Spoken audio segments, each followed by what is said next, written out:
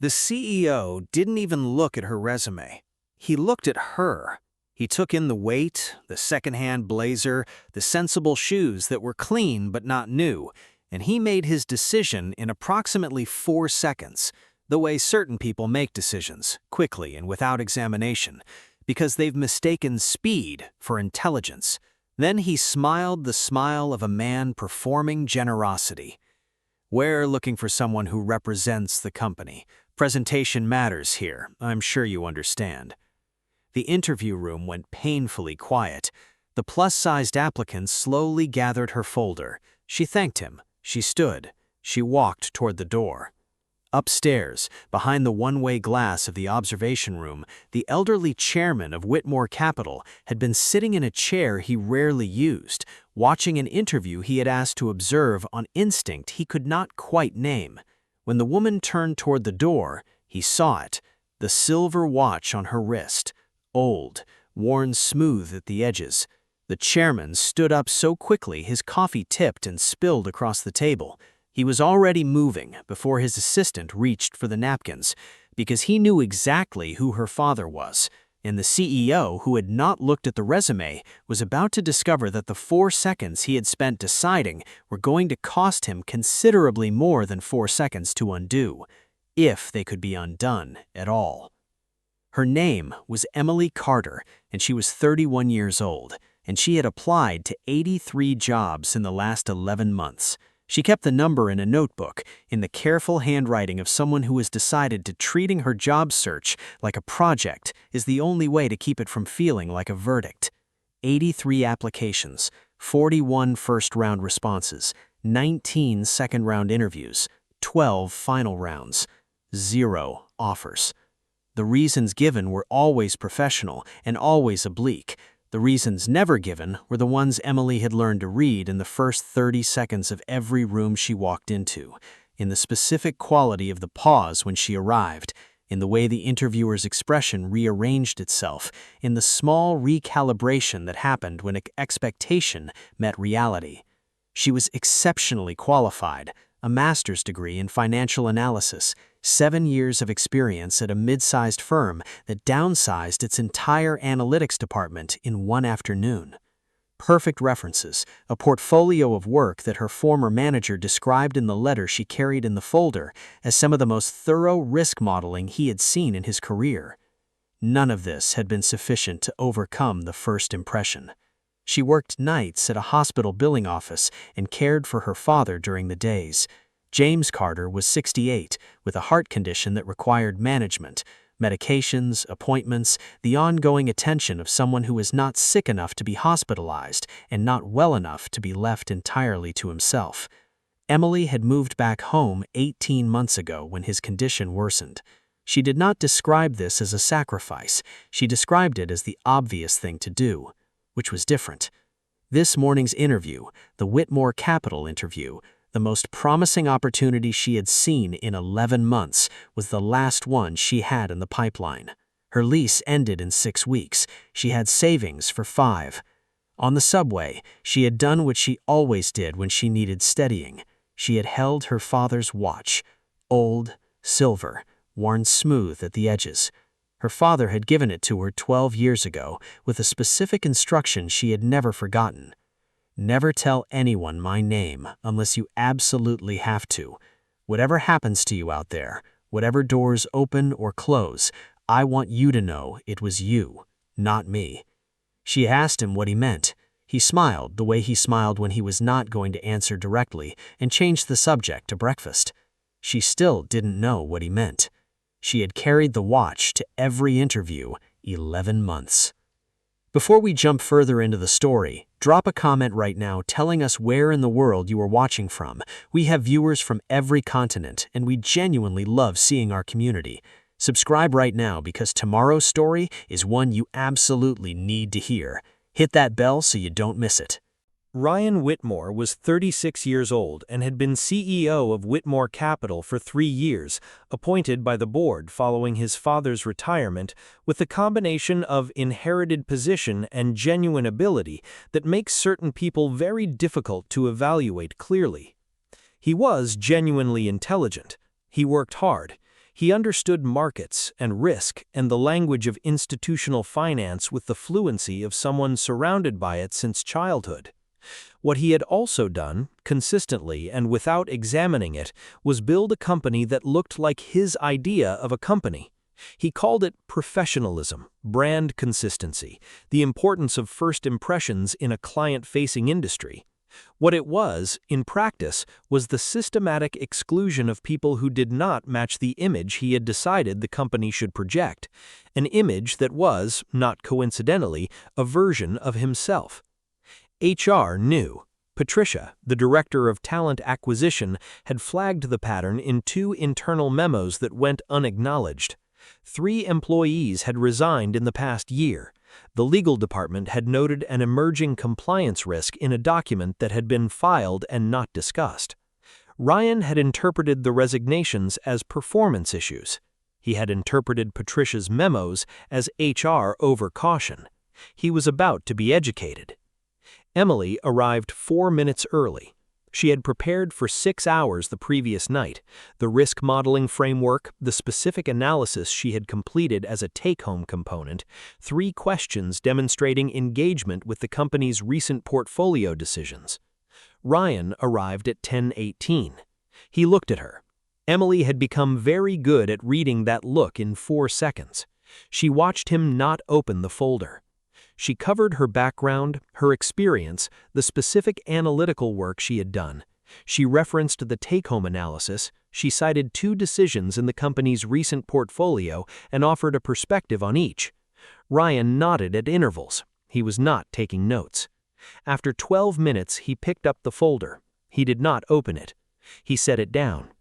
"Emily," he said, with the warmth of someone delivering disappointing news they have decided to frame as helpful honesty. "Clients at Whitmore Capital expect a certain level of presentation. It's part of the culture here. We're building something specific, an image." He paused. "You're clearly bright, but I'm not sure this is the right fit." He smiled. "I'm sure you understand." The conference room was completely quiet. Patricia, the HR director, sat at the far end of the table. She had been in 47 interviews with Ryan Whitmore over 3 years. She had heard variations of this speech 47 times. The specific quality of her stillness was the stillness of a woman who has run out of internal ways to frame this as something other than what it was. Emily looked at Ryan. She looked at Patricia. She gathered her folder. She said thank you in a voice that was entirely steady. She walked out. Patricia watched the door close. She looked down at the table. She opened her laptop. She pulled up a document she had been adding to for 14 months. She added one more entry. Leonard Ashford was 73 years old and had founded Whitmore Capital 40 years ago. He had been in the observation room because something had told him to be there. Not instinct exactly, something older than instinct. The accumulated awareness of a man who has watched a company for 40 years and has learned to pay attention to the small things that precede the larger ones. He had watched the interview through the glass. He had watched Ryan not open the folder. And then when Emily stood to leave, the cuff of her blazer had shifted and he had seen it. The watch. Old, silver, worn smooth, a specific model, a Longines from the late 1980s. Leonard Ashford had not seen that watch in 30 years. He was out of his chair before he had made a conscious decision to stand. In the corridor, Ryan was already speaking to his assistant about his next call, the satisfied energy of a man who has handled something efficiently. "Ryan," Leonard said. Ryan turned. He registered Leonard's expression, and something in his own shifted, slightly, barely visible, but there. "The woman who just left, who interviewed her?" "I handled it personally." "Did you read her resume?" "I reviewed the—" "Did you read it?" The corridor was quiet. The interview was a clear mismatch, culturally. Did she carry a silver watch, an old one, on her left wrist? He stared. "Yes," he said. "She did.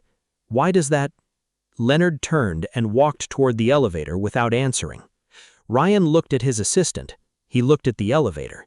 He felt for the first time the specific discomfort of a man who has made a decision and is beginning to understand that the decision was not as simple as he believed. He shook it off. He went back to his calendar. He should not have shook it off. The first sign came 40 minutes later. Ryan was walking to the executive kitchen and passed Patricia's office. Patricia was at her desk. She looked up when he passed. She looked back down without speaking. She had always offered a small acknowledgement when they passed in the hallway. It was automatic, unremarkable. He had never noticed it until its absence. He continued to the kitchen. Two members of the senior HR team were talking quietly near the coffee machine. They stopped when he entered. Not dramatically. They simply stopped, completed the natural end of their sentence, and found reasons to leave. Ryan poured his coffee. He pulled up his email on his phone. 3 routine messages from executives who typically responded within the hour. None had been answered. He put his phone in his pocket.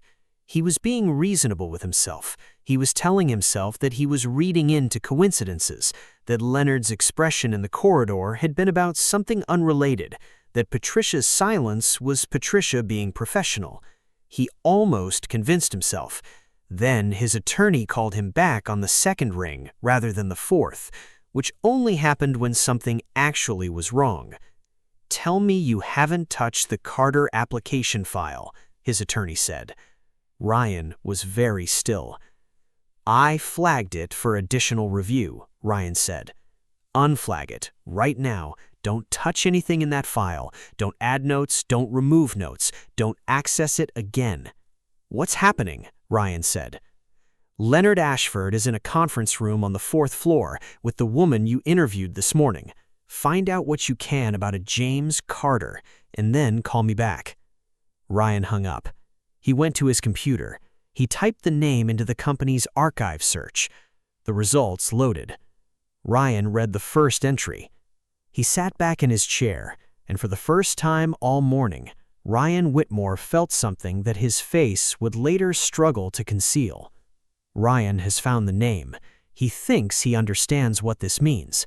He is wrong about that in a very specific and important way. But first, Emily and Leonard are in a conference room on the 4th floor, and what Leonard tells her is the moment this story delivers the truth it has been building toward since the first frame. Stay right here. Leonard had found Emily in the lobby. They sat in a conference room on the 4th floor, away from Ryan's floor, with coffee that Emily did not drink. He told her about her father. 31 years ago, Whitmore Capital had been a growing firm with a problem it did not fully understand. 2 senior partners had been running a secondary operation, in its early stages aggressive, in its later stages fraudulent. Client funds directed through vehicles that did not perform their described function. The discrepancy was not enormous at first. Over 4 years, it became enormous. James Carter had been a mid-level analyst. He was not in the partnership. He was not in the meetings. He was in the systems, the data systems, the reconciliation processes, the places where numbers lived before being formatted for presentation, and he was good enough at his job to see what other people had not seen. He had brought it to Leonard. Not to the partners, not to compliance, not to a lawyer. To Leonard, personally. On a Tuesday evening after most of the office had gone home, with a printed spreadsheet and the manner of a man who has been staring at something uncomfortable for 3 weeks and has decided that speaking is preferable to the alternative. The fraud, if handled incorrectly, would have destroyed the company, not because of the scale, which was recoverable, but because of the publicity, which in institutional finance would have been fatal. The partners needed to be removed, and the records corrected, and the clients made whole, and all of this needed to happen in a way that preserved the company's fundamental integrity. James Carter had made this possible. He had provided the documentation, he had cooperated with the internal investigation, and when the partners' attorneys attempted to shift blame onto junior employees who were near the data, James had been willing to testify to what he had seen and when. That last part had cost him. The partner's legal team had constructed a narrative, not entirely true, not entirely fair, in which James was positioned as more involved than he had been. The case settled privately, the partners removed, clients compensated, but James's name had been attached to the surrounding controversy in ways that followed him professionally. The next firm had heard things, the firm after that. The industry in which he had built 7 years of careful, honest work had become difficult to navigate. He had rebuilt himself outside finance. He had managed. He had never spoken about it. He refused compensation. He refused a public statement that would have cleared his name specifically. He said if it came from me, people would read it as me protecting a loyal employee, and the only reputation worth having is the one you build yourself, Leonard told Emily. Emily sat very still. He said he had a daughter who was going to be a professional someday. He didn't want her career preceded by his story. He looked at the watch on her wrist. He asked for one thing, one condition. He said, if my daughter ever presents herself to you, judge her by her work, never by my name. Promise me she gets the same consideration as anyone else. Promise me she stands or falls entirely on her own. Emily pressed her lips together. He made me promise, Leonard said, and I gave him my word. She looked at the watch. Never tell anyone my name unless you absolutely have to. She had carried that instruction for 12 years. She had applied to 83 jobs and been stopped at the door in the first 4 seconds of most of them, and never once mentioned who her father was, because he had asked her not to, and because she had trusted that he had reasons. He never told me any of this, she said. I know, that was his choice. I'm telling you now, because what happened in that interview room this morning was a failure of the promise I made him. He paused. And because you deserve to know why the promise mattered. Emily looked at the conference room table. She thought about her father in his cardigan at the kitchen table with the crossword, about the medication on the counter beside the kettle, about 31 years of something he had never mentioned. She thought about all the rooms she had walked in, and all the folders she had carried, and all the mornings she got up and prepared anyway. She had been doing what he had done. She just hadn't known it. Ryan's attorney had told him not to touch the file. Ryan had touched the file.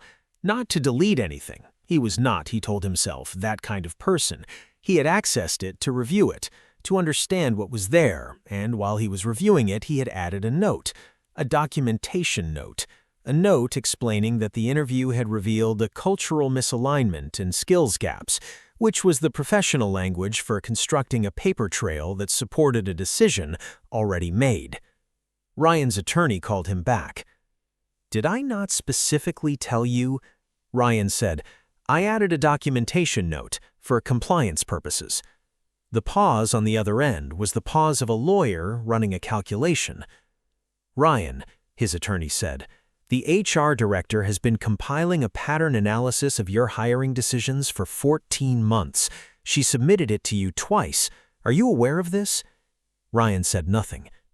I'm going to need you to send me everything. Every email, every interview note, everything.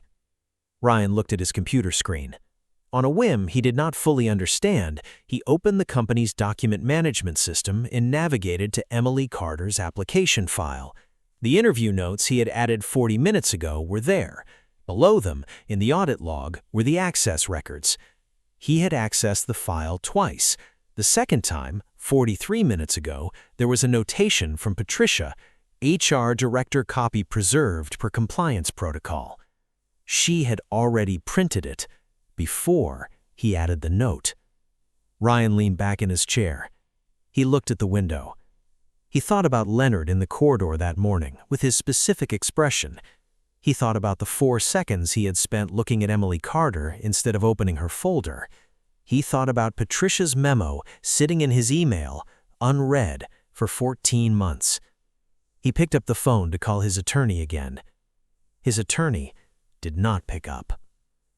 That evening, Emily sat at her father's kitchen table. She did not tell him what had happened. She told herself she needed more time to understand what had happened before she could explain it. But really, she was watching his face, the lines in it, the careful economy of his expressions, the way he held himself at 68 with the specific dignity of someone who has carried things quietly for a very long time and has decided that the carrying is simply part of the work. He was telling her about something he had read in the newspaper. His hands were around his coffee mug. The medication was on the counter. She looked at his wrist. He was not wearing the watch. She looked at her own wrist. He saw her looking. "You kept it polished," he said. "I told you to," she said. He smiled. It was the smile he used when he was not going to say something directly. She wanted to ask him. She wanted to put Leonard's words on the table between them, the printed spreadsheet, the Tuesday evening, the testimony, the name that had followed him, the 31 years, and ask him why he had never told her. She didn't ask. She thought she knew the answer. She had been doing it for 11 months. You keep applying, you keep preparing, you keep walking into rooms and gathering your folder and walking out again without explanation, because the alternative is believing that the rooms are the final word on your worth. Her father had taught her that without saying a single word about it. She drank her coffee. She would tell him when she had something to tell him. Leonard called the board meeting for Thursday morning. He announced it as a governance review. Everyone in the room understood it was more than that. Ryan arrived with prepared confidence. He had spoken to his attorney 3 times. He had a position. He was ready to explain cultural alignment criteria and the complexity of hiring decisions in client-facing environments. Leonard let him sit down. Then Patricia came in. She placed her 14-month pattern analysis on the table in front of the board members without saying anything. Just placed it, 1 copy per person, and sat down. The board members began reading.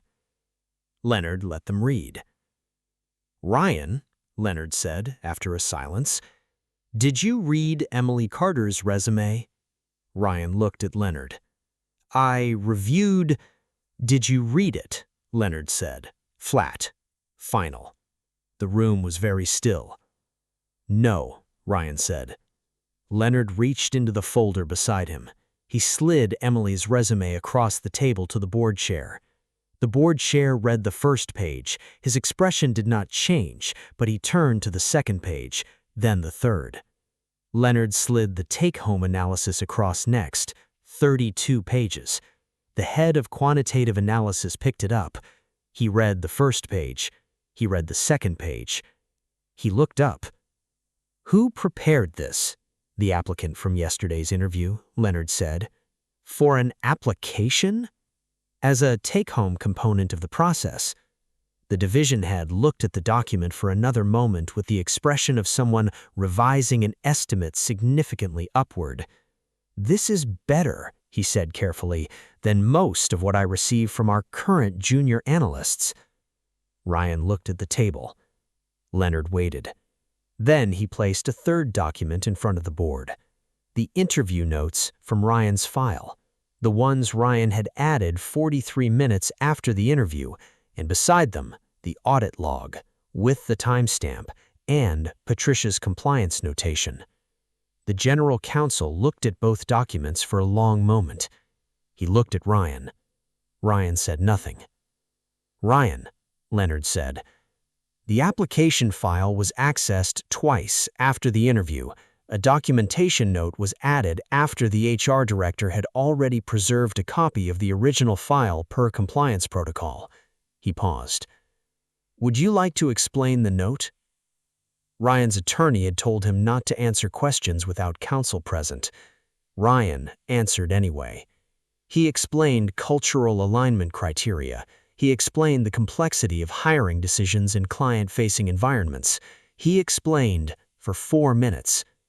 When he finished, Leonard put the 4th document on the table.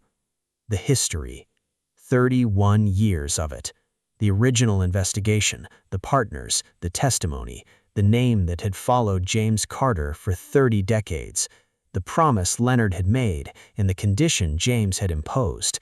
And the watch, photographed by Leonard's assistant from Leonard's own memory of it, the same model, the same wear pattern, the object that had been in the observation room and had told Leonard everything he needed to know in the span of 1 second. Leonard looked at the board. Emily Carter applied to this company 83 times across every firm where Ryan Whitmore previously worked or to which he held connections. That was not quite true. It was 83 jobs total, not all connected to Ryan, but the larger point held, and Leonard held it. She prepared a take-home analysis our division head considers exceptional. She was rejected in a 14-minute interview in which her resume was not opened. He looked at Ryan. Ryan, one final time. If you had read only the resume, just the resume, no photograph, no in-person impression, just the qualifications, would you have hired her? The room was completely quiet. Ryan opened his mouth. He closed it. He knew the answer. Everyone in the room knew he knew the answer. The silence lasted long enough. The board has seen everything. Ryan cannot answer the question. What happens next and what Emily does when Ryan comes to her apartment is the scene that makes this story complete. Stay right here. Ryan found Emily's address through the HR system. He arrived at her apartment building on a Thursday evening without calling ahead and knocked on the door of a modest apartment on the 3rd floor. Emily opened the door. She looked at him with the expression of someone who is not entirely surprised and has not decided yet how to manage the situation. "Mr. Whitmore," she said. He came in. He stood in the small living room where the only decoration of any scale was a framed photograph, Emily and her father, both laughing, the man wearing the silver watch on his wrist. "I wanted to speak to you directly. I wanted to explain that the hiring process has some gaps the company is addressing, and that your application—" "Mr. Whitmore," Emily said. He stopped. "You came here because you believe that if you manage this conversation correctly, you can manage the outcome. You've discovered who my father is, and you think that changes what this situation is." She paused. "It doesn't." Ryan looked at her. "This was never going to be about his name," Emily said. "He made sure of that, and so did I." She held his gaze steadily. "There are people behind me, dozens of them in Patricia's analysis, people who walked into your interview rooms qualified and prepared and walked out with rejection letters that said nothing true about them." She paused. "This is about them." Ryan was quiet. "You still think," Emily said, "that the right conversation with the right person can resolve this?" She opened the apartment door. "The company knows what it needs to do," she said. "I think you should go." Ryan stood in the doorway for a moment. He had come with a strategy. The strategy had been taken apart in approximately 3 minutes by a woman standing in a modest apartment who had not raised her voice once. He left. Ryan Whitmore's tenure as CEO of Whitmore Capital ended on a Thursday, effective immediately, pending transition. The board vote was not close. Patricia was asked to lead the implementation of a revised hiring process, blind resume review at the first stage, standardized criteria, panel assessments at every subsequent stage, documented scoring before panelists compared notes. The deleted notes situation was referred to the General Counsel for assessment of any legal exposure to candidates whose files had been similarly accessed. 3 former candidates were identified for follow-up contact. Emily Carter was contacted by the interim hiring team and asked if she would be willing to reapply under the new process. She said yes.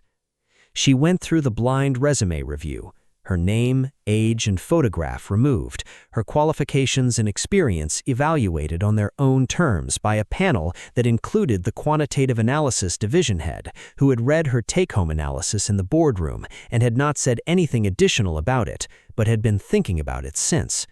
She went through the structured interview, 3 panelists, standardized questions, documented responses, scores recorded before the panel compared notes.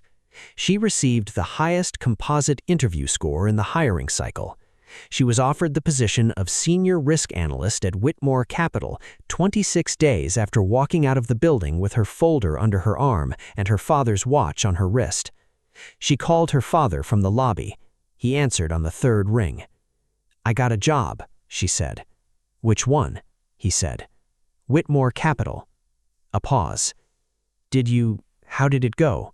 he said, in the careful voice of someone choosing words with more attention than the sentence requires.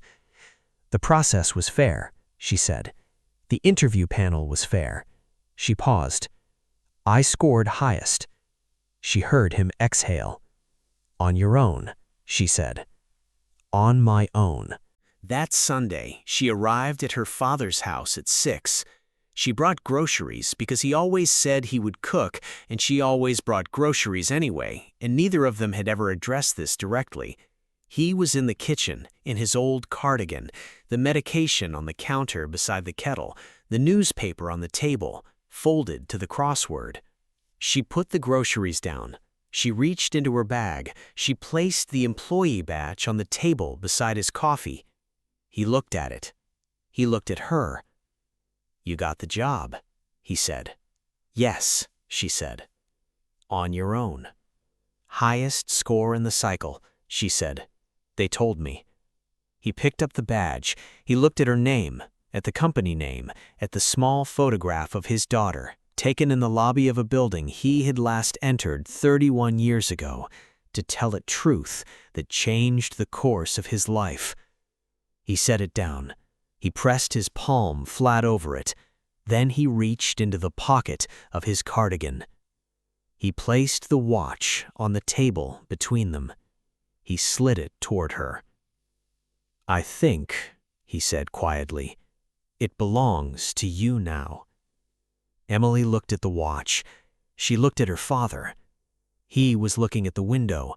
His jaw was set in the way it's set when he was managing something he was not going to cry about in front of her. She reached out and put her hand over the watch, and then over his hand. They stayed like that for a while. The watch was worn smooth at the edges. It had been carried for a very long time by someone for whom it was not decorative.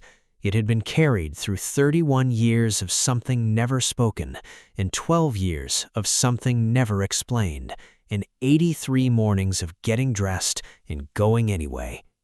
It had done exactly what it was meant to do. 3 weeks later, Emily Carter walked into the building through the main entrance. Not the executive entrance, not escorted, not preceded by a name or a promise or a history that anyone in the lobby knew.